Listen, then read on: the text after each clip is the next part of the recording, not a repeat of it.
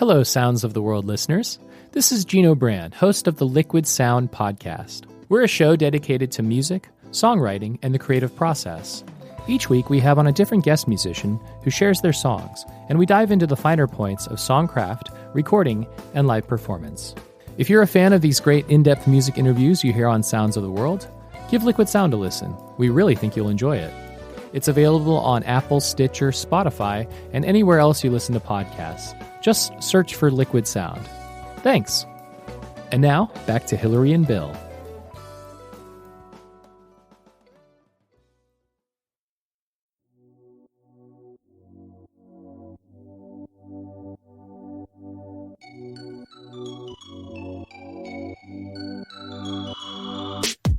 Welcome to the Sounds of the World. We are your hosts, Hillary and Bill. Together, we're going to travel around the world to discover new music, discuss musical topics, and interview fascinating people. Our world is a buffet of music, and it is time to eat.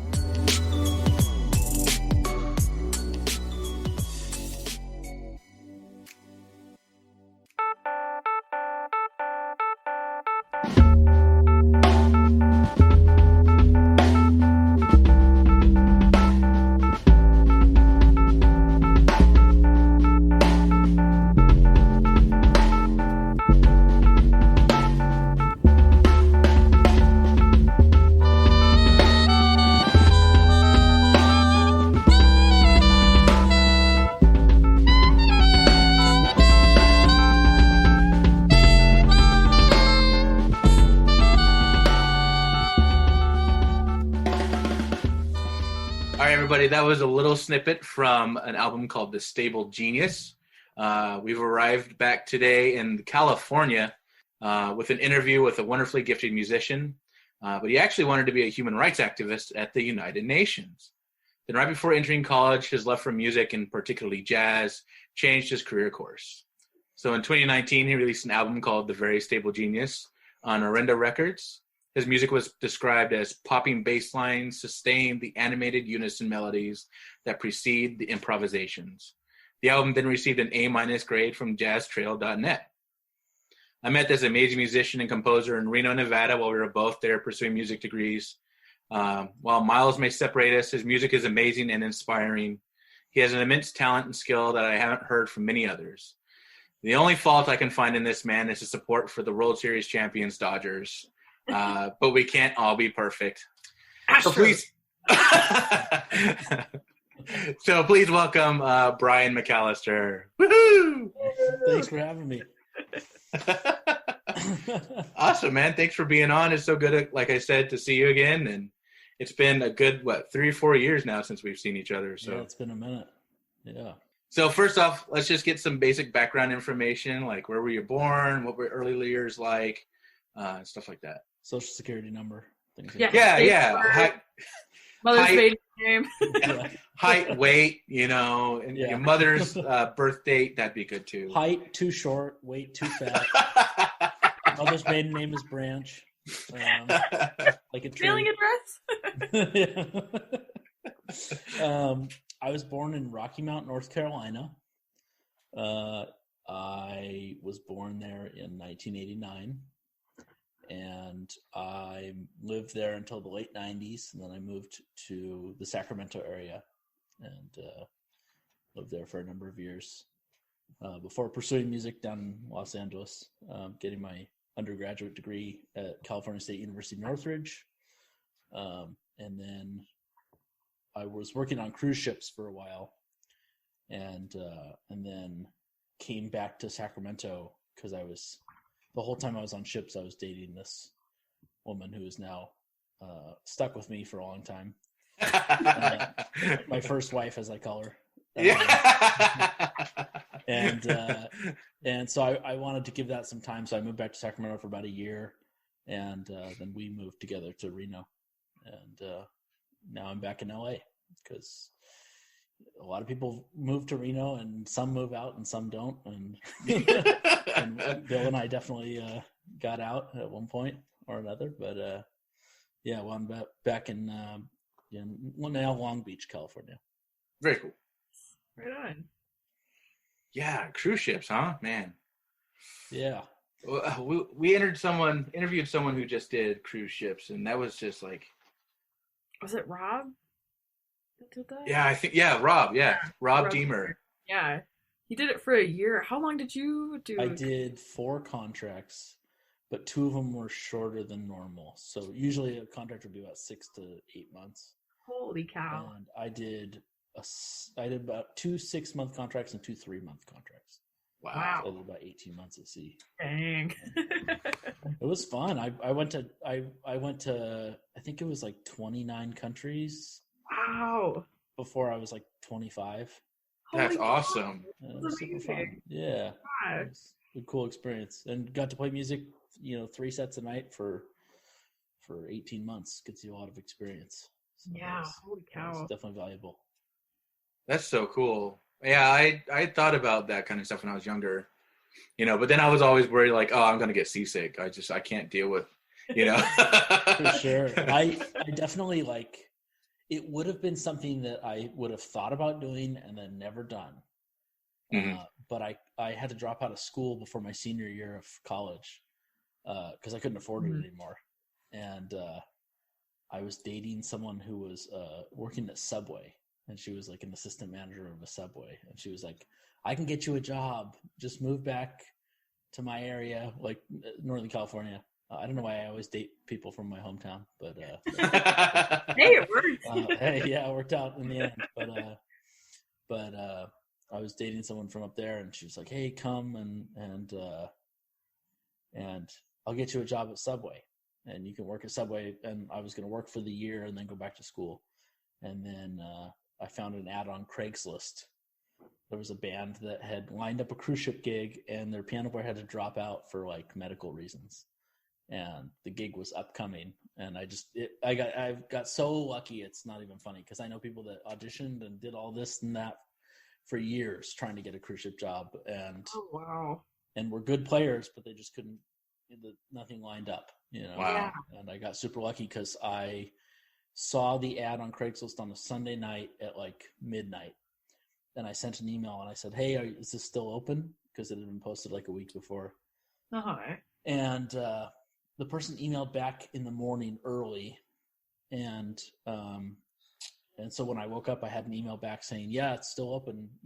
I'll record something and I'll listen to it."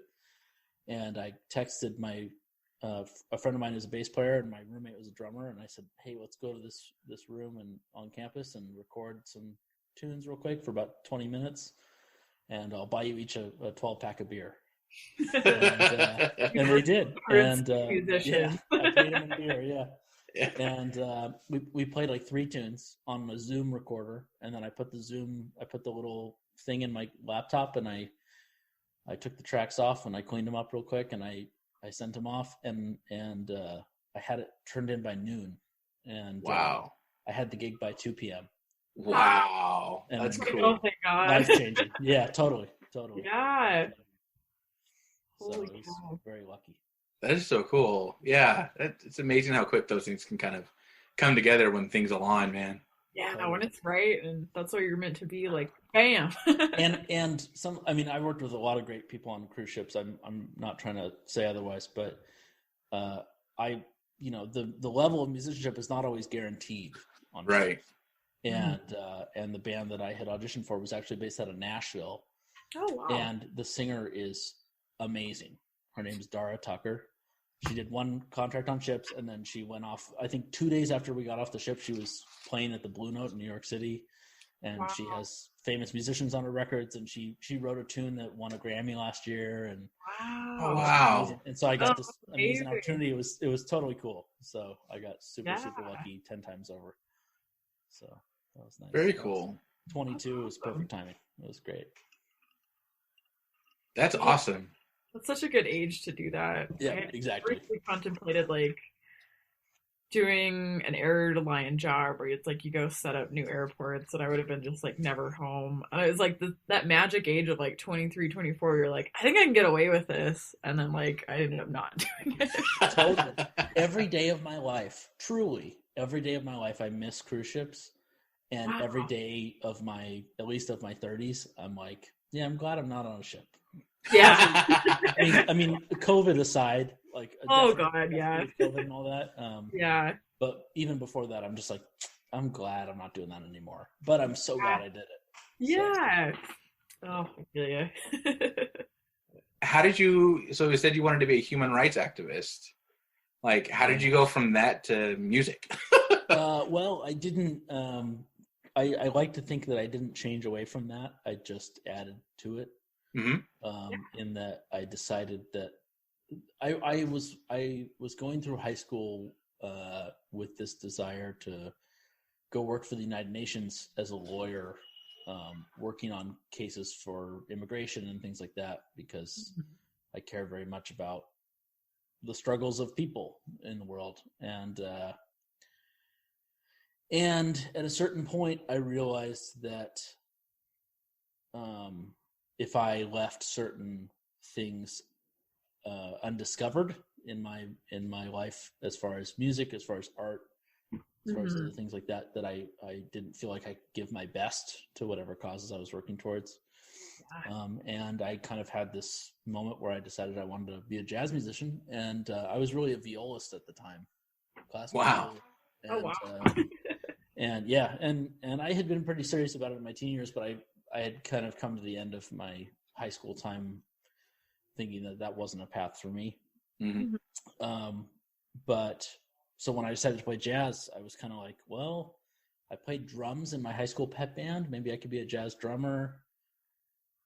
I can play some notes on the piano. I can play a few little things on the piano. So I had taken some lessons here and there. There were, looking back on them, the piano teacher was great, but I was there more for music theory than I was for actual piano. And so I just had to kind of decide to become a piano player. And that was about 6 months before I graduated from high school.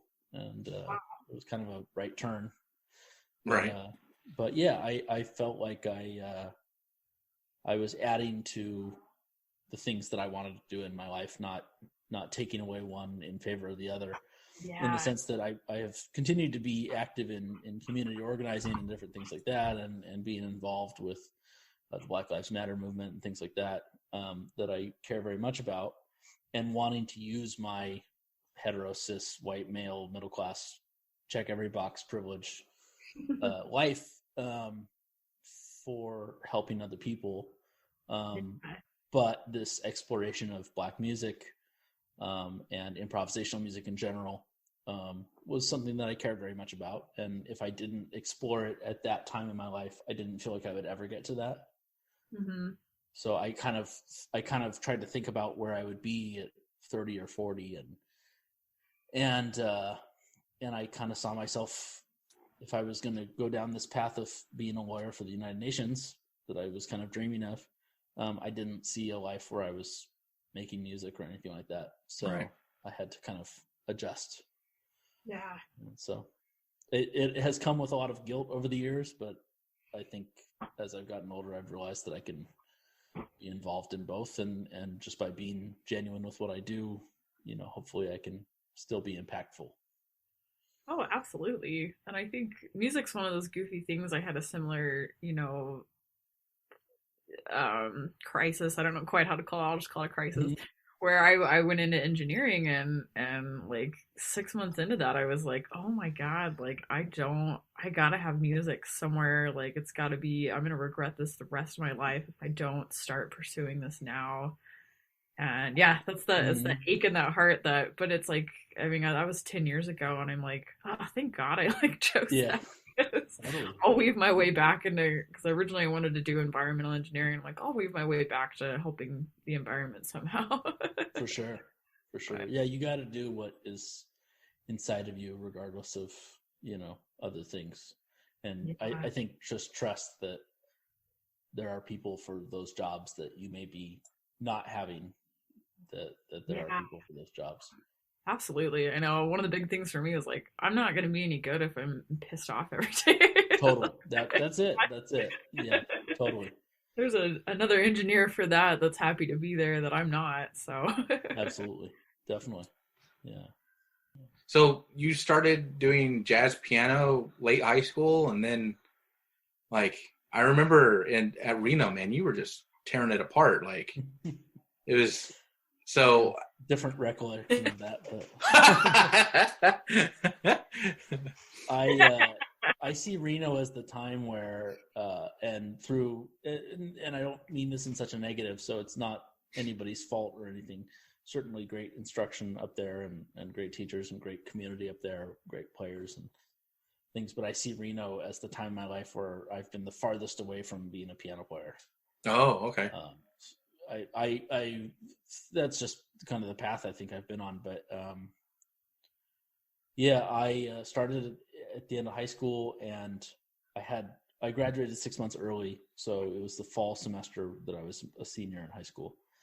And my senior project that I had to do was that I was going to learn enough piano to put on a concert, and then we were going to, and this is where the human rights and other aspirations come into play, is I decided that I wanted to raise money for post-Katrina relief.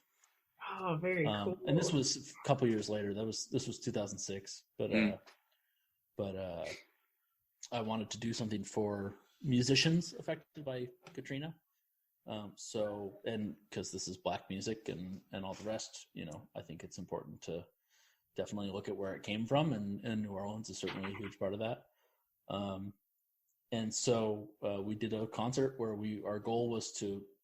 my goal was to learn enough piano to be able to play some standards and put together a little concert and get a band together and all that, and then raise $300 was the goal. And I think we raised like close to 1,000 and did the concert. And it was just, I didn't donate the money, so I don't I can't take credit for that, but it was a cool thing to see some support for this idea that I had and all the rest, and that kind of was the start of it. And then I auditioned for Cal State Northridge, was where my parents went to school, and they said good things about it, so I didn't really know where I was going, so I auditioned there. And by the time I had checked out the program there, I knew of it and knew that it was a really world-class jazz program. So I auditioned there and didn't get in, and took a year and went to junior college and basically just took nothing classes and just practiced and worked at Starbucks, and then re-auditioned and got in. I don't know how, because I definitely wasn't ready that next year later either. But and then I went in as a freshman so that I could get 4 years of lessons and started there. So I actually was a year behind by the time I started school, but had left high school a year early, or 6 months early. But it was a good time because it allowed me. I took my time in my late teens and early 20s to be a piano player, and that's what I was in my identity, and that's what I was in my day-to-day life, and all the rest. And then I wound up working on ships, and then going back to school, graduating, working on ships some more. I'm a piano player, and then went to Reno and said, what is art? Am I a performance artist? Am I a piano player? Am I a guy who makes noise on a piano? And that's a whole other thing, the whole divorce from being a piano player. But really, yeah, that was kind of the path, was like very piano centric in my late teens, early 20s, and like from there have grown into whatever I do today, which I'm not really sure what I do. But I saw that. But that's about it.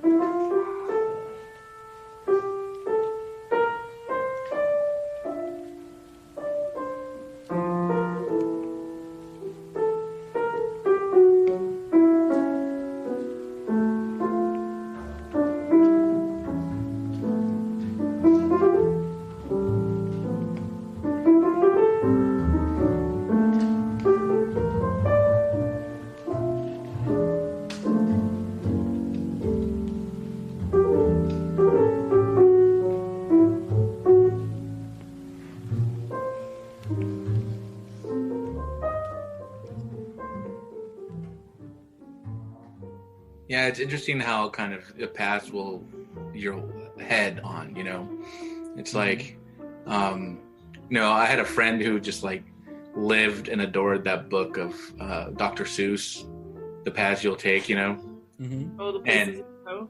Yeah. And it was just like, I always thought it was so corny, but like getting to know more people and like understanding how life just moves you along, it's interesting to see how things really go. It's really cool. Well, isn't that a funny experience? You, as a kid, you take a book like that and you go, oh, this is so cool. And then you grow and you're like, oh, this is so corny.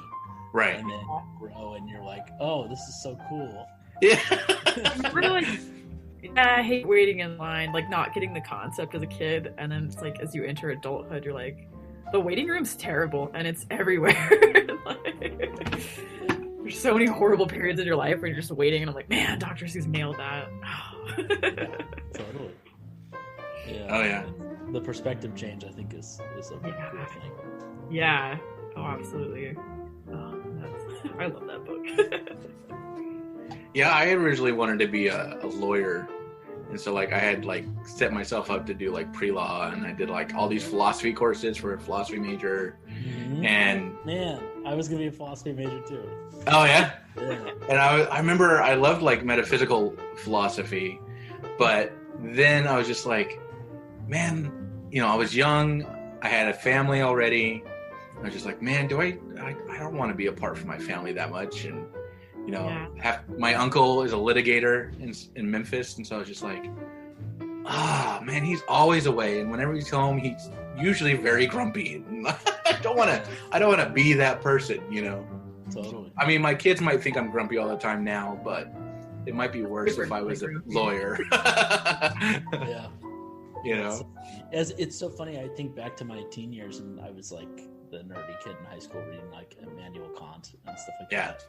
And now it's like with the art that I was making, especially in Reno, but also try to make continuing forward. It's like a return to analytic philosophy and metaphysical stuff. And I don't know. It's kind of, it feels cyclical. Were you always kind of this jazz person, or what was like your main musical draw? Like what brought you into music? I grew up in a family of musicians. Okay. And so my desires to not go into music were founded around teenage rebellion. Really. My parents are professional musicians. Oh, my wow. dad has a master's degree in conducting from LSU. And, oh, nice. Yeah. And my mother, he went to USL, University of Southern Louisiana. Oh, okay. And my mother went to LSU. And my dad was like, he conducted the Baton Rouge Symphony and did some stuff there. And then got the gig in North Carolina, and that's where I was. Okay. But so my whole family's, my mom's a clarinet player, my dad's a French horn player, my sister's a studio violinist in LA, and my grandmother played the piano, my grandfather played the trombone. Wow. And that's cool. Yeah, and total classical family for the most part. My grandfather was like the black sheep that listened to like swing era jazz stuff.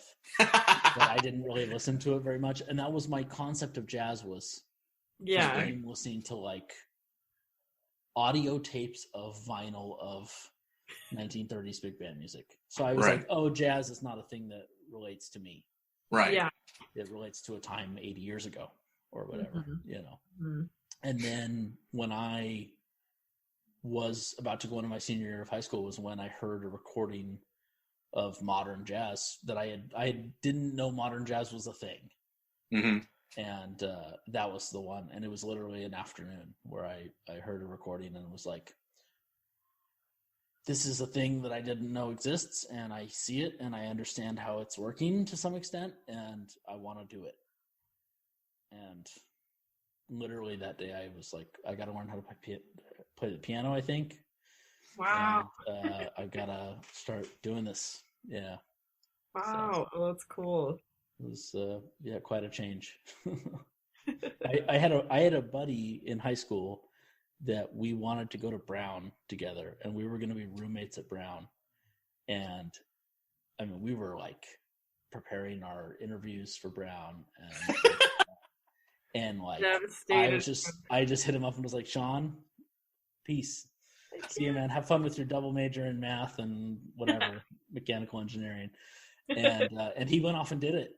And Wow. he's doing his thing, and he's very happy and successful with it, which I'm really glad about. But I just like, one day it was gone.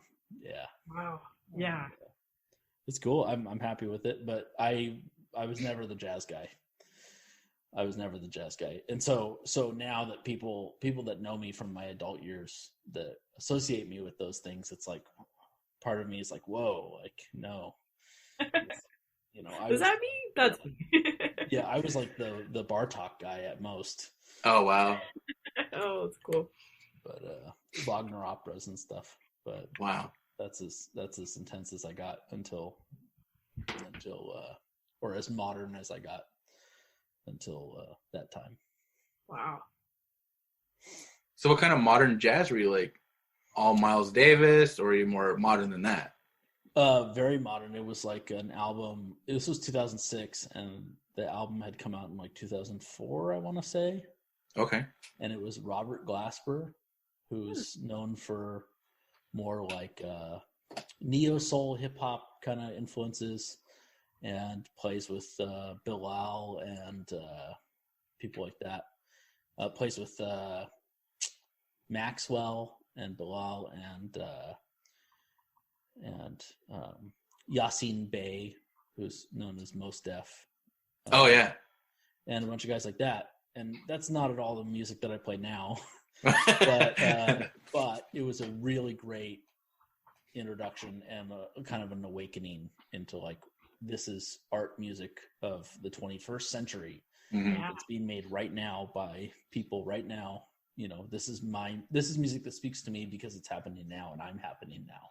Right. Yeah. You know, so that was exciting. And still Well, is.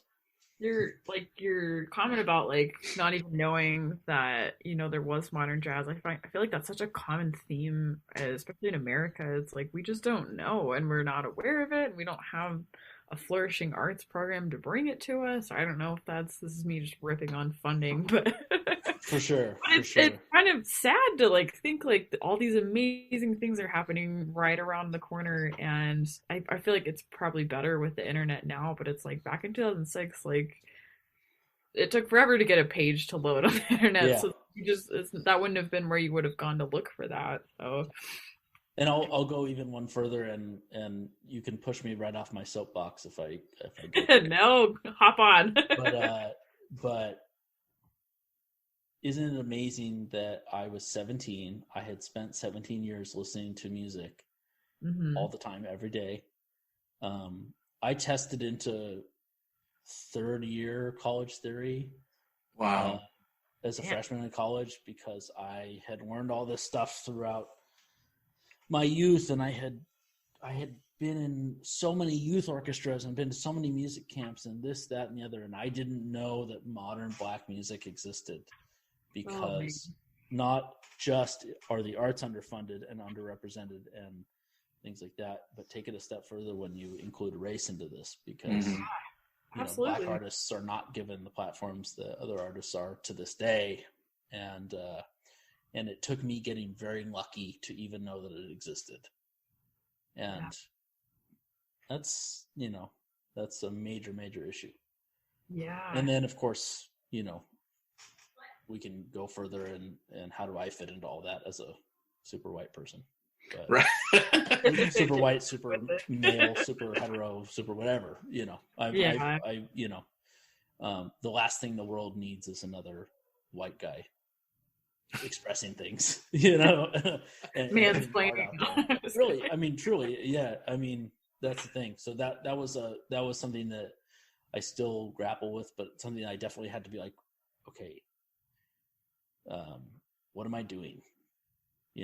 I heard this Black art. It was very inspiring to me. And now I want to make art, and I think that the world should listen to me. Mm. So it's still something I, think about every day. Yeah.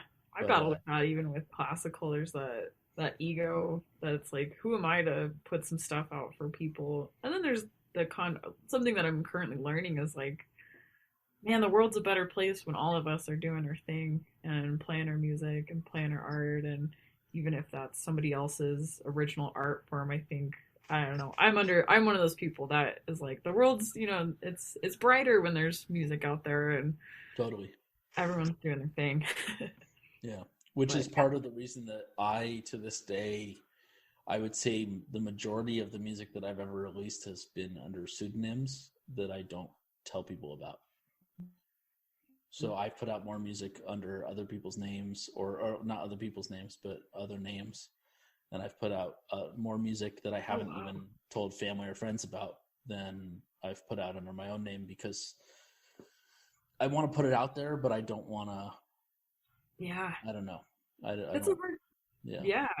It's hard to slap your name on something and live with not the consequences, but the impact of that, because like I said, then suddenly with your name on it, you're owning that and you're responsible for it. Yeah.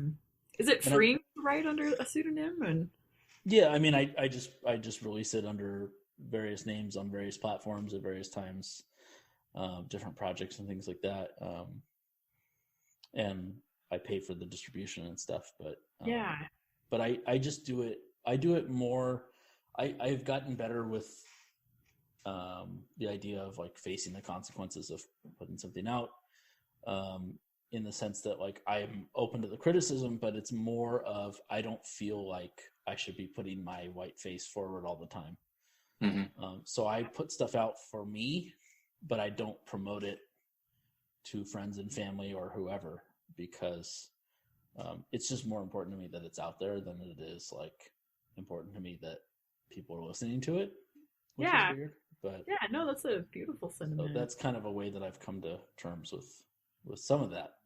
Yeah. And then other stuff I feel like I can put out under my name and, and own it in that way too, but it's definitely me wanting to step carefully, because there's a lot of history and there's a lot of pain and hurt and things that have been put forward into the world from people that look like me. So if I'm making music, I want to do it carefully. Yeah. So if you are trying to say the right things to not get hate mail versus trying to say the right things to be respectful of others, I think that reads pretty clearly. And so I trust in that to some extent. I always listen. I want to listen to others about these issues and about their experiences and things like that first and foremost. Oh yeah. But when it comes to making my stuff, it's kind of just a trust in my belief that my intentions will guide me, and if I make a mistake, I'm also willing to own it, and I think that's something that is helpful too. If I say something on this podcast and someone has something to say about it that will guide me further, I'll take it. And I'll use the recording here as a snapshot of where I was today, and nothing more than that, because you can't do more than that with it. No, I think that's a really good way to look at that, is like, not an excuse by saying like, oh, I'm human, I make mistakes, but saying like, yeah, I will absolutely own up to that, and I have room to grow, and thank you for calling me out on my bullshit. Yeah. For lack of a better word. Everyone has bullshit. Yeah. And everyone has more to learn about stuff. And some more than others. And I'm, happy to own that. Yeah. Absolutely. Yeah. That kind of went off into a heavy situation. It should, I think. Yeah. It's good to have those conversations though, and not just gloss over them because they're hard. But... yeah. I don't think in 2020, I hate to say that, like in 2020, this should be this way, because it should have been this way in 1720. Right. But in 2020, 3 white people talking about something and putting it out into the world should be talking about it and getting as heavy as we can. And then if it's the 3 of us, And then I know you guys are talking to other people as well. So I can be the white guy today, and you'll have someone else on with a different voice. Yeah. On a future episode and on a previous episode and things like that. But I think if it's the three of us, we should be getting heavy, and we should be talking about these things and talking about them from our perspective. So, Yeah. Absolutely. I mean, powerful. yeah. Good to talk about. So I do remember one thing, especially when we were at Reno, things were blowing up with this idea of meme music. I need some notes. Hurry up! Hurry up! Give it to me! Just give it to me! Just give it to me! Give it to me! Oh my God, I'm gonna die! Okay, give it to me! Yes! Yes!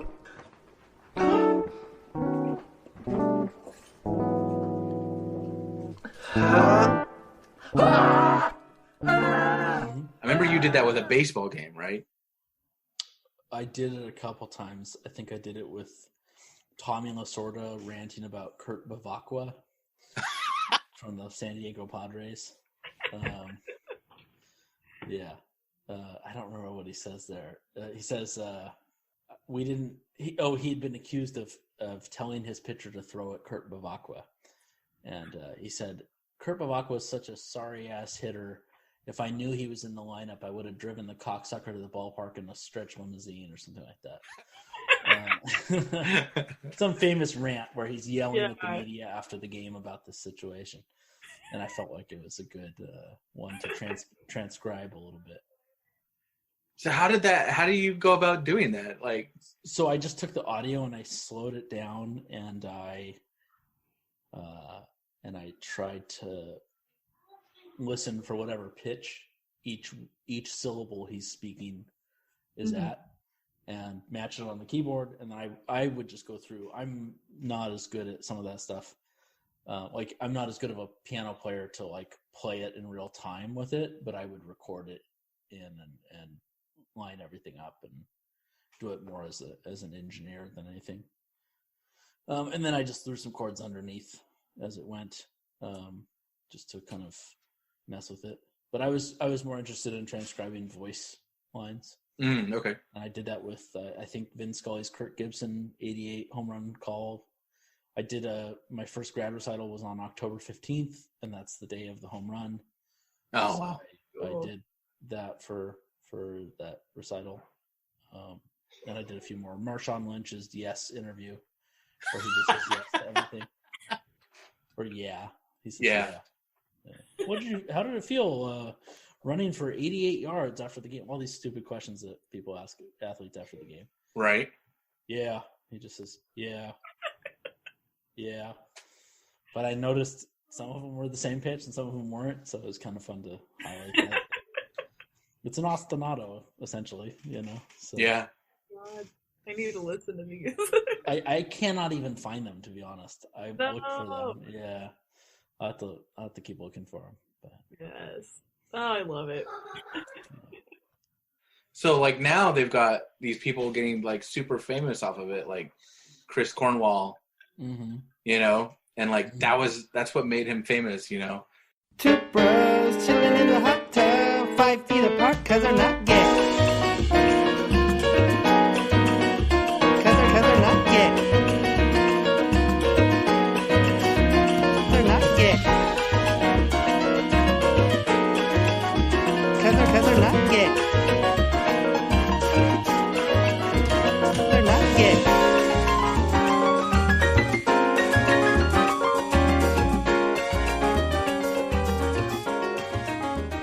I mean, isn't meme culture just Dadaism like 90 years later? Right. It's just that. I mean, so I just see it as a very interesting time, the last 20 years or so, the last 15 years or so, really, in the world, artistically. And I don't know what's going to come of certain things. I don't think being a composer, musician is very profitable these days. Things like that. Hence why I work 40 hours a week for a company. But Same. yeah. But I don't know where those things are going to go, but I think we will be looking back at this time and writing about it as we do with all times. Mm-hmm. But I think in particular, we will be looking back at it and going, wow, that was a really interesting time. To think back 20 years ago and I'm Blue Dabba Dee Dabba Die is on the radio. Yes. And we're listening to it on the radio. Yeah. Oh God. We're listening to it on the radio and Yeah. and then we're going on Napster and LimeWire and downloading it, right? I think I have it on a Now CD. It's like Now. Yeah. I want to say. Yeah, totally. I would, if anything, I would have gone to like Kmart and bought the CD of it for like $15.99 or whatever, Oh my God. just to listen to that one track. Yeah. Oh yeah. I think that's why, God, I'm going to go dig up my CDs now. And that was no time ago. That was a blink of an eye ago. And then now we're listening to people make music live on Twitch. We're listening to music on Spotify, streaming lossless audio to our phones. Yeah. It's just a crazy 20 years. So I think because of technology, especially, the response has been meme culture and things like that. And I think it's something that should be discussed with some seriousness. Mm-hmm. I will always circle it back around to Black art and things like that. And I think meme culture can be problematic when the voices that we're listening to and the content we're taking in are from people that have not gathered life experience enough to know what's appropriate and not, and to know how to speak about something appropriately or not. And things like that. So problematic things have arisen and continue to arise. I don't know what the solution is for that, but I think it's an interesting time for sure. Yeah, absolutely. Someone pointed out, or I read somewhere, and it was like something looking at like GIFs or GIFs. I never know how to pronounce it, but somebody pointed out they're like, no, you got to commit. Which one is it? I'm gonna say, I like to say GIFs, but that's me. So I'm gonna go with GIFs. So like, that's cool. Someone pointed out to me, they're like, if you look for a GIF on your phone, like, you're not going to see a lot of white people come up. You're going to see a lot of black. And, like, it broke my freaking brain. Like, when you Google, like excited or something, like, you get some person, more likely than not, you're going to have people of color on there with expressions versus people, like, white people on there. And that just, like, it floored me. And oh my God, I've been the asshole sending these, not even thinking twice, like, about what I'm sending or what I'm seeing or what I'm thinking in, and like, it hurt. Like, I was like, oh my God, I have room to grow. Totally. I was in school studying black music and in 2014 was, participating in Black Lives Matter marches for the first time, 2015, whenever that was, Ferguson. Yeah. 2014, I think. And feeling good about myself, doing my part and blah, blah, blah. And then I would react to something with a GIF of a black woman. And it's 21st century minstrelsy. Yeah. Oh, absolutely. It's blackface for us. And I have seen the light since then, but I'm definitely guilty of like thinking of what I would want to post and things like that and how to express those emotions. And we go to these characters that we've created in our minds or we've seen in these GIFs that have been passed around and things like that. But it's blackface all over again. Yeah. Oh, yeah. No, it's so true. So, that's something that comes with the territory in some way. I don't want to say that and be callous about it and say, like, oh, that just happens when it happens, but I do think it is a product to some extent of like modern technology being totally different than something that we've been used to before. Reaction GIFs were not a thing 10 years ago. Right. Yeah. So I think that happens. And I think it happens as a result in a serious way of like the patriarchy and of like white supremacy being so ingrained in everything we do in life that of course we go that way first, but I hope that things change with that. Yeah. And by being a good example of that, I hope that's a way that I can help contribute to that. But it's not, if white people stop sending black people reaction GIFs, that doesn't mean, that's not reparations. That's not that's not enough. Yes. So, Absolutely. Yeah, Oh, so many good things to think about and look at yourself in the mirror and have that like deep talk with yourself. Like, this is going on. This is happening. Okay, how am I a part of this? What can I do moving forward? And and it doesn't have to come from a place of self-hate. I don't self-hate. I definitely don't. I'm happy with who I am and the privileged life I have. I'm aware of it, but I don't feel guilty for it, but I do feel responsibility for, changing what I can going forward and trying to tear down some of these systems and trying to rebuild. I mean, I cannot believe we've been talking for how long we've been talking and I haven't said the word capitalism yet, but miracle. Yeah. I mean, for real. I don't know that an hour of my life goes by without me railing against capitalism, but it's not from a place of self-hate. And I want to say that because I think that's an important distinction to make. Because I think other white people that hear white people talk about BLM and other things like that, that we should all be talking about, but haven't had those conversations yet. They haven't had those experiences yet. And we're trying to bring them to the table now because it is the responsibility of white people to take responsibility and to educate and to kind of corral other white people into listening to people of color and women and other minority groups and things like that have systemically been, hurt by white patriarchy for so long. When we're talking in front of or to other white people that do not have the level of comfort that we have in talking about these things or the experience in having these tough conversations and things like that, I definitely think it's important to draw the distinction of like, we're not asking you to self-hate. Right. Yeah. We're asking you to educate and to yourself and to listen and to grow and understand your place in all of this because it's not where you thought it was. Yeah, absolutely. Yeah. So I did transcribe some stuff and I was like, I love our tangents. Remember how we talked about tangents and how we just kind of follow them until we either end it or we're just like, okay, yeah, that's good. I think every good tangent should end with us talking about this stuff, though. And also, getting heavy on this stuff because it's just the only thing we should be talking about. Right. Well, let's talk about another heavy subject, and let's talk about politics and music. So a guy I like to watch on YouTube, Flynn McKenty, he does a lot of kind of he dissects dark metal or even metal, plain and simple, into all its different genres, and he talks about the people who are good in it, who are bad in it, and he recently had a post about musicians and talking about politics. So he talked about Rage Against the Machine and things. Oh, I was like, you got to bring up RATM if you do this. Right. And I mean, no, I won't even bring up the Trump people playing Rage Against the Machine, but dude, that was like, I'm like, do y'all know who Tom Morello and Zach De La Rocha? I was a huge Rage fan back in the day, and I'm just like, do you even know what they're saying?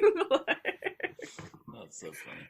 So right, and there's been a bit of a history, at least in classical music, because that's a lot of what I'm really educated on and raised on, is a bit of political discourse in classical music, from the magic flute or subtle things in Baroque music, all the way up to even current composers like Thompson and the Last 7 Words. So do you think it should be part of our musical discourse, or I'm pretty sure you do, but should we just stick to the, as I put it, the lifting the spirits of humanity, as some have said? I think lifting spirits is a nice idea, and everyone needs rest, and everyone needs all the rest. But I think about the first time I went to Europe.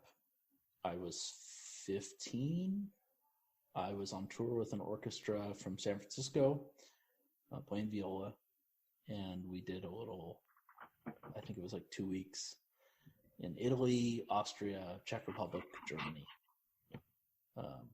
Mostly Italy, Austria, Czech Republic. I think we just flew through Germany, but I don't remember all of it. But regardless, all over Europe, we would go to these cathedrals, and they're massive. And the first place we played in Rome, it was like, this is where Mozart's organ is, and they point to it, and there's some organ over there, and it's the one that Mozart played. And here's this giant wall made out of gold, and it's got the apostles carved into it. And there's this and there's that. And I remember truly walking around while I'm 15 going, wow, this wall is made out of gold? Wow, this is worth a lot of money. Man, if they just melted this down and like fought AIDS with it or something like that, man, they could do so much more good than they do. Right. You know? And I bring that up not to be anti-religion, but rather to say the issue is, oh, my neighbor's dog. Sorry about that. Not to be anti-religion, but rather to say that white Westernism and the classical world, as we call it, comes with a lot of problematic history, and I think part of exercising love for that music is taking ownership over its history and recognizing the fault and different things like that. And thus the music we should be making should come with that knowledge of the past and the history and the problematic elements of it and otherwise.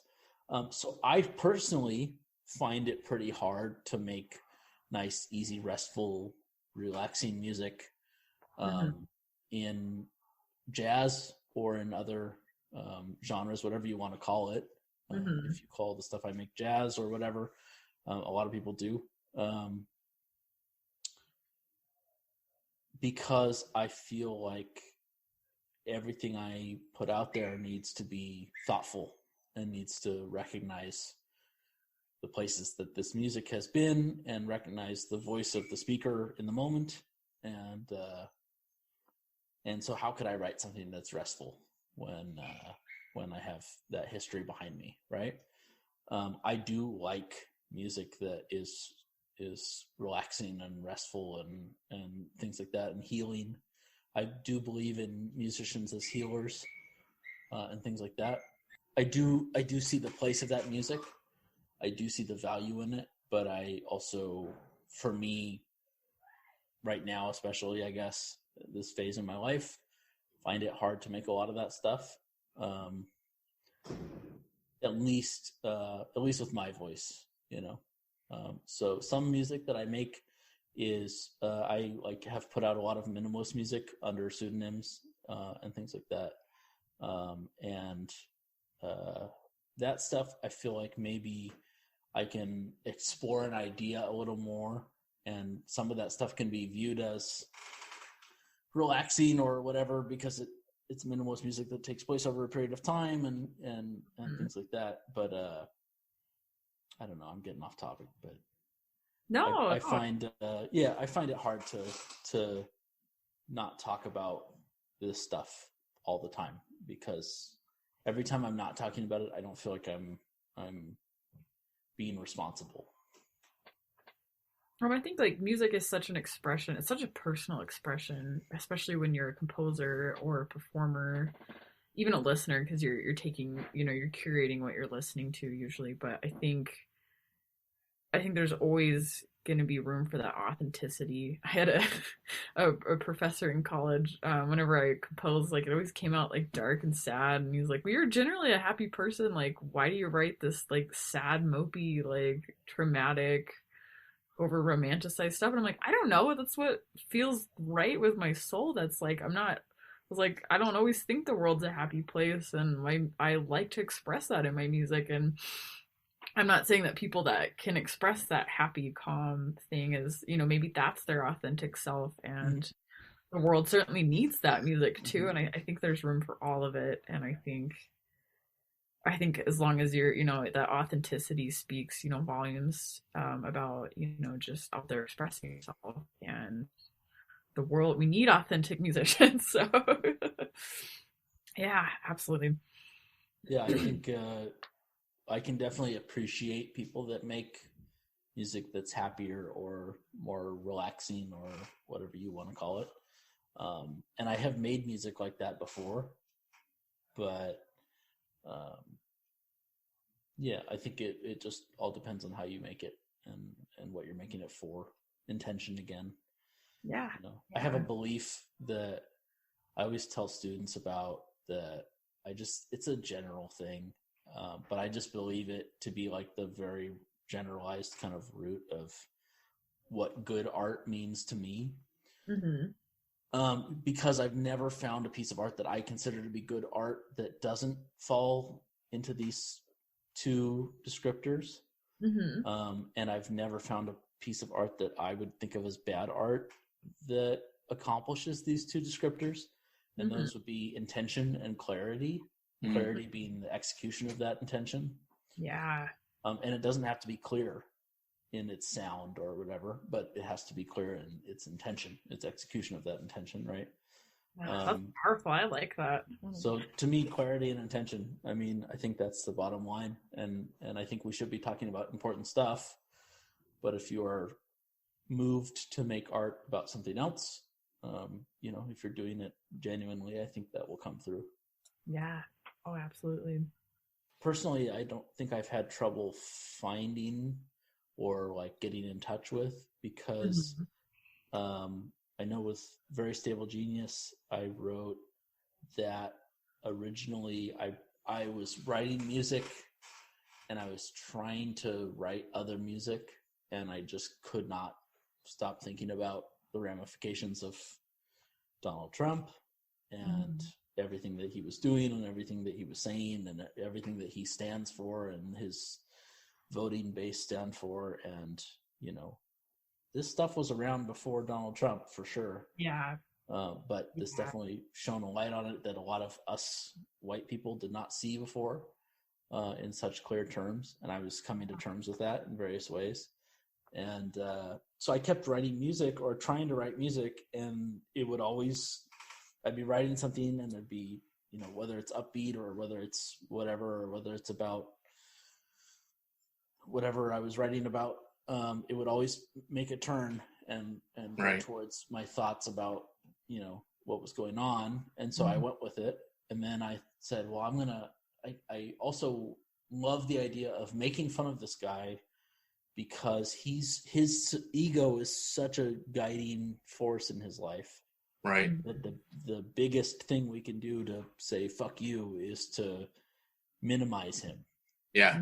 In various ways. The tiny hands thing, that doesn't matter, because there are families that are being separated at the border, and police shooting unarmed black people, and this, that, and the other. So I don't care about his orange skin and his tiny hands, but at the same time, those are the things that piss him off and his base the most.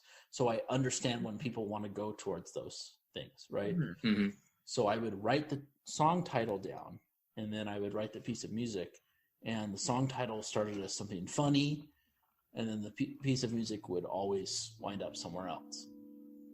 So it didn't feel like it was a challenge to get personal with it, I guess, or to get genuine with it in some way, because if I let that stuff come out, it's just going to come out. So I don't know. I didn't feel like I had to second guess it.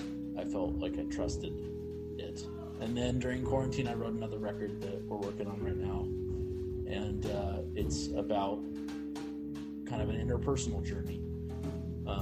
It's about meditation and stuff. But then it has to do with everything that's going on in the world. Right. And through the lens of my interpersonal work.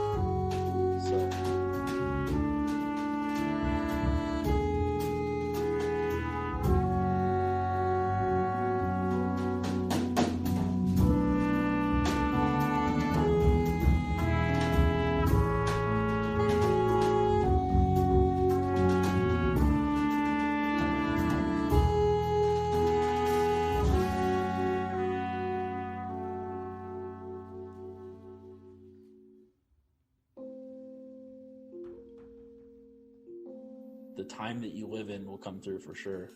Yeah. Music from the 1950s sounds very different than music from the 1970s. Sounds very different than music from the early 2000s. Yeah, and not just because of technology. Like yeah, I think bebop music in the 1940s is a product of the time. Right. Late 1940s, early 1950s, and then rock and roll comes out. And we listen to Chuck Berry and people like that, and of course that music is coming about at that time. Right. Yeah. So. Oh, I hadn't thought of that before. Yeah, my boyfriend and I the other day were just talking about, or like, some 90s song came on, and I can't even for the life of me remember what 90s song it was. But we just went, oh, the 90s. And like, it was just like, he was like, well, why don't, we don't make music like that anymore. And I was like, yeah, we couldn't make music that you can intentionally try to imitate that style. But I was like, it's not going to come out as organically as it did for them in that time period. So yeah. We were both like, whoa. Yeah, I remember talking to my mom once, and she was like, oh man, I really miss Nirvana, and Utero, and everything was just like so amazing. Like, we're huge Nirvana fans, and she's like, do you think they could still be around now? Like, if Kurt Cobain hadn't done what he done, or whatever happened, and what would Nirvana do about Trump? I was like, no, it's completely different though, because like, it would be, I'm like, it would be. It's not Nirvana, it's somebody else doing it now. Or, you know what I mean? Like, it's there, I imagine, but it's not ever going to be that same. And all respect to the guys in Nirvana, but in another universe, if Kurt Cobain was still around, he could be making really shitty EDM right now. Yeah, exactly. Like, let's be real. Like, he could totally, I'm not discrediting him, and he could be making amazing music right now, too. But we don't know. Mm-hmm. And times change and people change, and I remember like feeling so sad that like Rage, I was like, oh, I just want Rage Against the Machine to come back together with another album.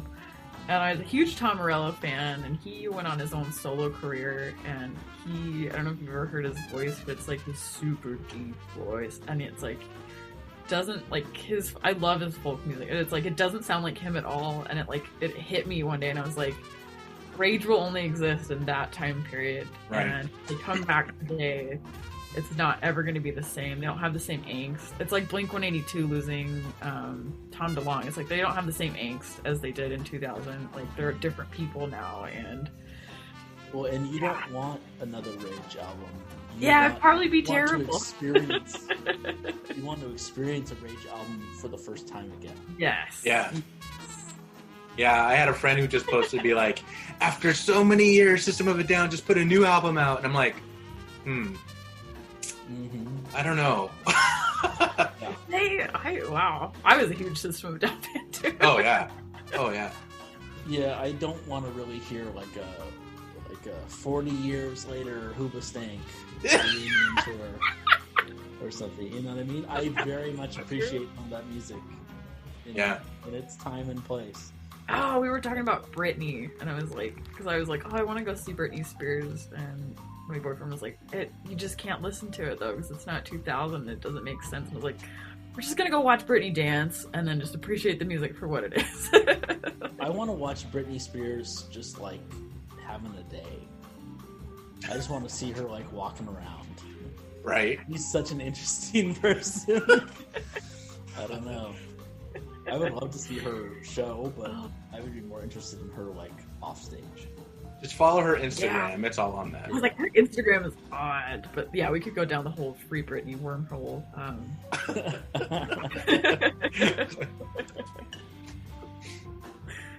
So Very Stable Genius, so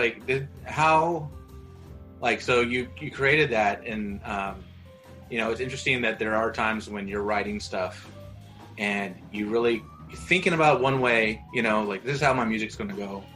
And the next thing you know, if you just like follow the gut, you're like off on a different plane, and you're so much happier with that, Yeah. It seemed to have garnered some, at least, attention, right? Yeah, I did a lot of work and got a lot of help in doing that work from the owner of Arunda Records, Dan Rosenboom, in promoting it and putting it out there. I just kind of wanted to see what would happen if I like put my name on something and like shot it into the universe and like did it right, quote unquote, like the way you're supposed to do it, in the sense of like putting out a press release and like the things that people tell you to do that are probably not relevant in 2019 or 2020 Right. Anymore. But I wanted to kind of experiment a little bit and try that out. So I sent out like, I don't know, 50, 60, 70 copies to like writers around the world, and emailed a bunch of copies and submitted for blogs and submitted for other things like that. It's a modern jazz record. It was my first major release under my name, and I got like 4 reviews or something like 70. But I'm cool with that. Like I told myself, like if one person writes about it or something like that, even if they write about it unfavorably, I'm gonna be honored to have someone spend some time with my music. Like I really, that's all I ever need from music. I don't need a career in it. I don't need any success in it or anything like that. It's just, if the thing I put out into the world does some good for someone at some time, like, cool. I hope much more that my actions in life, outside of music, do more for more people than my music does. Right. It's just in me, so I have to get it out. But I don't care as much about that. I was very happy with the things that you mentioned, jazztrail.net. I submitted to them, and they were very nice in their writing about it and everything. I appreciate the positive responses, but I would be equally happy if someone was just like, yeah, this is like a noble attempt, but it sucks. I genuinely would, because I just, it's just about participating. Right. Yeah. I mean, what's the old saying? Bad press is better than no press. Yeah. Well, So- and just getting to like make something with my friends, Right. and put it into the world and know that someone listened to it. I get a text message every once in a while, every couple months, I'd say, or a month, maybe one a month, of like someone who's just like, yeah, I was listening to your record, it's great, or something like that, from a friend or a family member or something like that. And it's just like, I truly like cannot process it. And it's like, people talk about, when you talk to aspiring musicians about music, they talk about fame and riches and Right. top 100 and things like that, and like a text message from someone who's like, yeah, I listened to your record one time, even if they're like, I listened to your record, no comment, I'd be like, oh my god, this is the best thing ever. Like I'm truly just, if you spent some of your time on this earth with something that I made at all, like, I know how powerful music can be. Mm-hmm. I have had experiences where I listen to a record and like cry my eyes out or whatever. If you took the time to give my music a shot at making you cry your eyes out or whatever, that's like the biggest honor in the world. I'm blown away. I don't even know what to say about it. So it's just like the fact that I get to participate in any way is just all I could ever want. And I don't have desires beyond that. I don't have desires to sell 1,000 records or 1,000,000 records or whatever. I don't have desires to do any of that stuff. One of my songs from that record got put on an official Spotify playlist. Oh, yeah? So I had like 33,000 people listen to my music in 2019. Wow. And I like one person listening to it, I like still can't wrap my mind around. So I will never get to all 33,000. So I don't know what to say about it. It's like, it's cool, but I'm just like, yeah, I don't know. It's just an honor to participate at all. And, I feel that. Yeah. It's just, that's awesome. it's always, I know I'm doing the right thing because every single day that I do it, I'm at the peak of my life experience. I'm at the peak. I'm having a peak experience in my life where I'm blown away and honored, and I don't know, the closest I've ever gotten to religion or the closest I've ever gotten to spirituality or anything like that has been like through making art of various kinds. And any day that I get to do that at all is totally cool. So, Yeah. Oh, very cool. yeah. Very cool.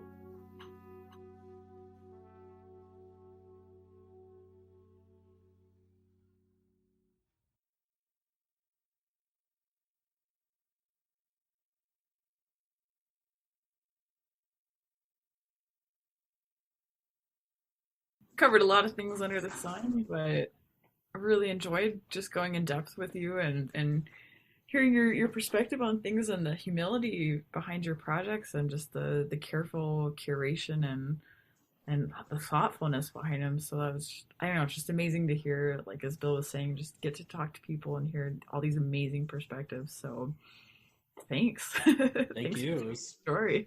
as I was kind of saying before, it's like an everlasting, an ever fresh honor to participate in any way and to talk with other musicians, to talk to anybody about this stuff. It's always a joy. Yeah, always a joy. Yeah. So yeah, thank you so much, Bryan, for being on and sharing, talking to us about everything from, your background and activism and music. The deep dives are just Yeah, well, it's inspiring too. Like, yeah. Thanks so much for having me. Really appreciate you being here. Happy to be here. Thanks so much.